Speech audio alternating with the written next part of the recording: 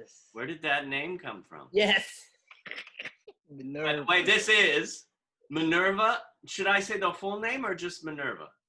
I have like 18 names because I was born with a middle name. My legal birth name is Gail Nathina Hawkins.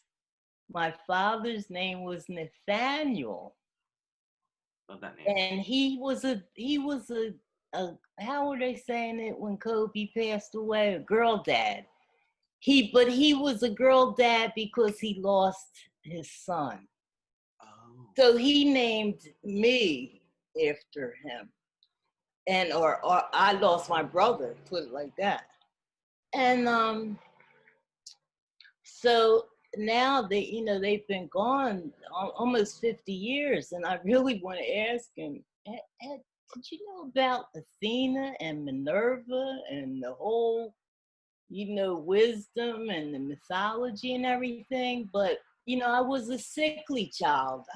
That was another sort of leg up on quarantining. I did a lot of reading. I was homebound a lot of time. I had asthma too. You can't do double Dutch. Right. And so I used to go and talk. Right. With the old folks that would sit on, in Philly when the weather's warm and nice, we sit on the stoop, better known as steps, and jaw and relax and talk. And so Mom and Pop Terry were my neighbors. I'd go up there and hang with them till the lights came on and I had to go home. And they walked me home one night. I'm 5 years old. And they told my parents when I got home, they said, you got a little Minerva on your hands. And I sort of got it because it felt like the little old lady's name, Minerva. And then, I studied anthropology. So part of that is mythology. And then I Minerva's so magical. Minerva, the goddess of wisdom, war and invented the flute, which I happen to play. And I think she had to have been a poet. So I took the name as a pen name for my poetry, and I made the M lowercase. Right. Because I always felt like I wanted to really respect and pay homage to my birth name, Gail Nathina Hawkins. And then I have friends that call, hello, is this, hey, Gail, Minerva, hey, Nathina, yeah, Nathina, hey, Gail, Hawk, what's up? It's really been a joy. Well, I mean, you are a joy. I mean, every time I'm around you, you have such a light within you. And talking about poetry, I mean, how you've written books. Yes, one of the greetings I was going to give you was welcome to Poetry for Actors 101, and there will be a quiz. I love it. You better be taking notes. I wrote my first piece when I was 8. It wasn't a poem, it was a story. Really? What was it about? It's so funny, I remember it like really well. It's a wonder it's still not around here or something. It's probably not, but it was called The Flight of the Balloon People. I love that. The balloon people were my friends. And the story was about a sickly child, hospitalized or whatever, lonely. And these balloons with faces on them fly up to her window and entertain her and just show colors and joy. And was it 8 years old? Yeah. I didn't edit it either. It's one of the few things I think I still would like it if I saw it today. Yeah. And I don't remember editing. I mean, what kind of editor could I have been at 8? But I kind of spit it out. I remember just sort of going for it. Wow. And then these balloon people became like real, balloons with faces and different eyes. And You could, you should, make that into a movie. What That's, about, you know what? I was going to ask you about Andreas. yes. Yes. Oh my God, we are so connected right now. Right when you said that, I went boom, boom, boom, boom, boom. Andreas, animation. You can make it into a great short. Yeah. He does so much. He's been to Performing Arts Studio West a couple I of times. know. And I And, met him at one of your functions. well, is that what you met him at the film that he Yeah. produced and animated, and he that was all him. I mean, he works for Disney and Warner Brothers and you name it. But Yeah, we need to connect it. Andreas, I think I've got your next short animation. It's amazing. Oh my God, the colors, the balloon people, seriously. Oh my God. Can I be the blue balloon? Yeah. Soon to be a major motion picture and Broadway show. Oh my God, it'll start off though. Okay, we're see how ideas come. This just happened. By the way, your library is gorgeous. Number one, that clock.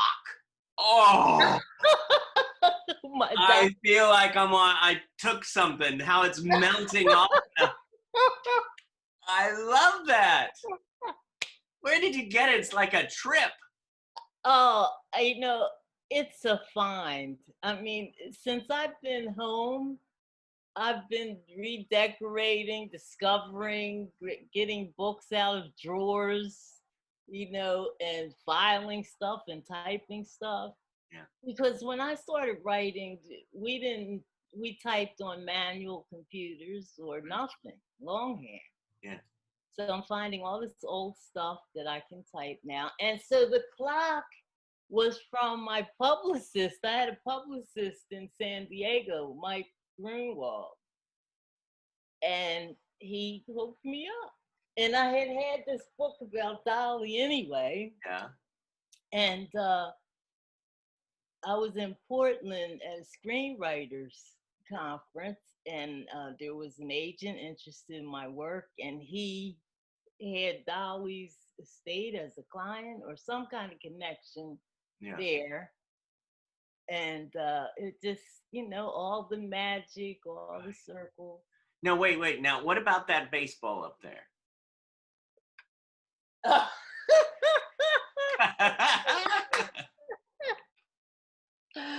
Oh, God, I have to laugh.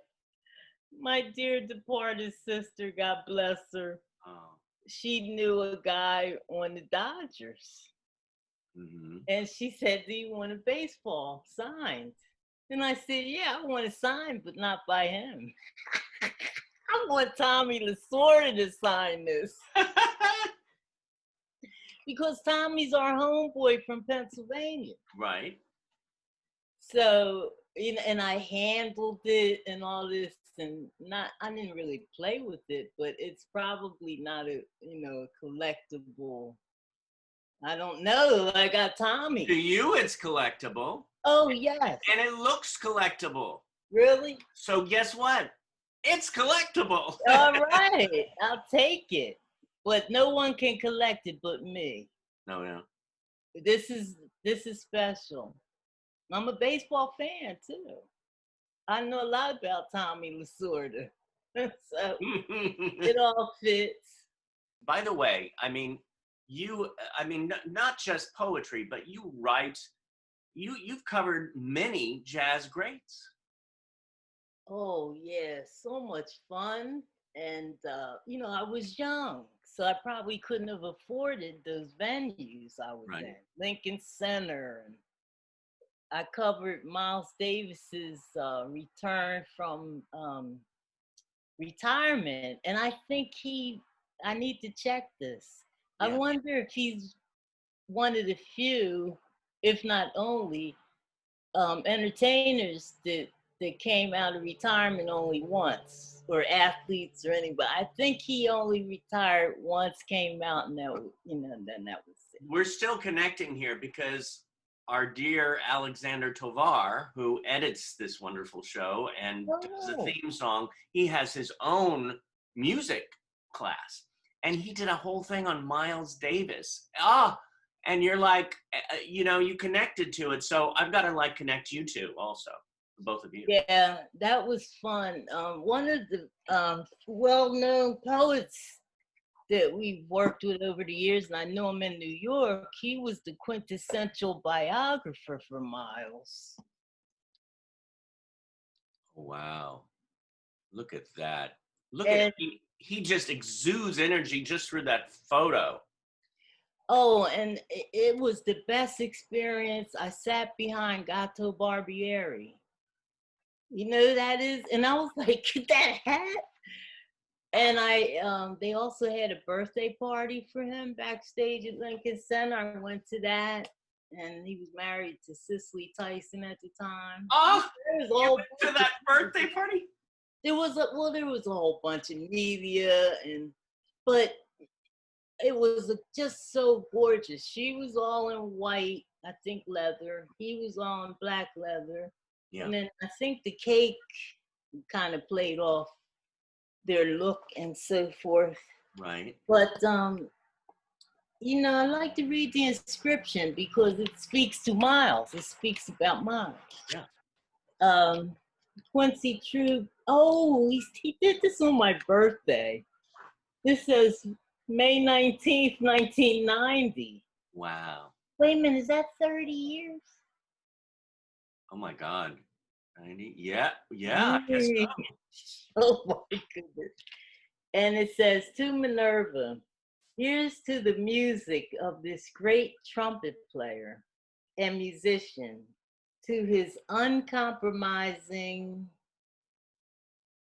I used to know what this word was, his writing, his place in the world, and the breathing that he talks about, all kinds of stuff Miles helped him with.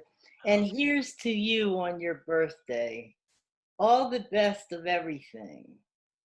To you on this day and forever, Quincy Truth. Beautiful. Beautiful. This is why I call my apartment a museum. I mean, between the National Geographics and books I worked on, books my friends worked on. Gorgeous. Just, I don't want to do anything with them but share.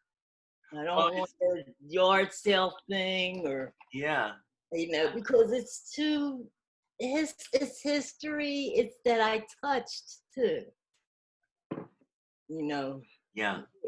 And I miss all you guys at the studio. Well, and I love, by the way, that you put the Meet the Biz postcard above the clock.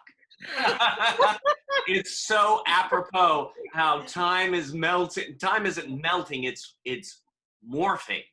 You know, being from Philadelphia and that being my home, right. It took me a while to really feel part of, and I can look at that and feel a part of. I mean, Danny's on there. He went to Temple. Danny Woodburn. Angela Rockwood's on there.